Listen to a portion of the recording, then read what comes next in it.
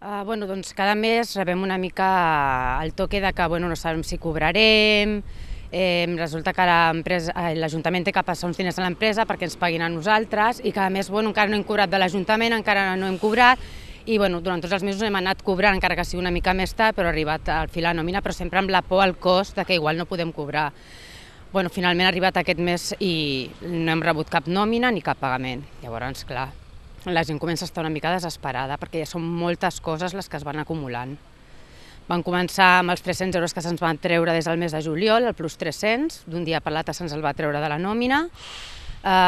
Segon, la paga doble, ens van pagar el 50% tard de la paga doble, però l'altre 50% encara no l'hem vist, i ja ha sigut la gota que ha colmat el vas que no hem rebut la nòmina d'aquest mes. I la gent comença a estar ja desesperada. El que més ens ha indignat és que per part de l'empresa gestora Ducare 21 ens va confirmar que totes les treballadores de Ducare 21 han cobrat la seva nòmina, menys les treballadores de Sitges, i l'excusa és que l'Ajuntament no els ha pagat la factura d'aquest mes.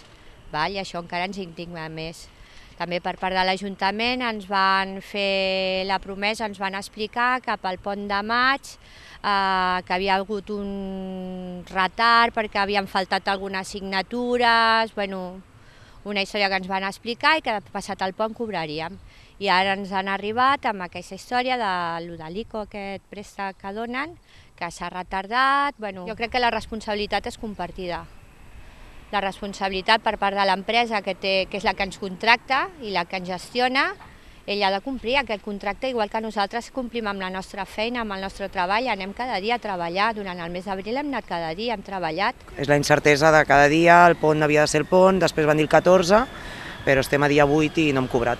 Sí, les famílies estan al corrent del que està passant, saben que no hem cobrat i realment estan al·lucinant. O sigui, no s'ho acaben de creure, que no hem cobrat, perquè ells el que diuen, nosaltres estem pagant religiosament cada mes les mensualitats, no entenem on van a parar aquests diners si vosaltres no cobreu. I estan una mica indignats, la veritat, les famílies. Que també està reivindicat i és un altre dels punts que s'afegeix al no cobrament de la paga i a totes retallades és que de cara al curs vinent patirem una retallada personal en què una educadora anirà al carrer el mes de setembre, o sigui, no començarà el curs, és una educadora de suport a 17 hores i mitja i, amb un cost de 9.000 euros anual, que ens sembla que tampoc és res esbojarrat.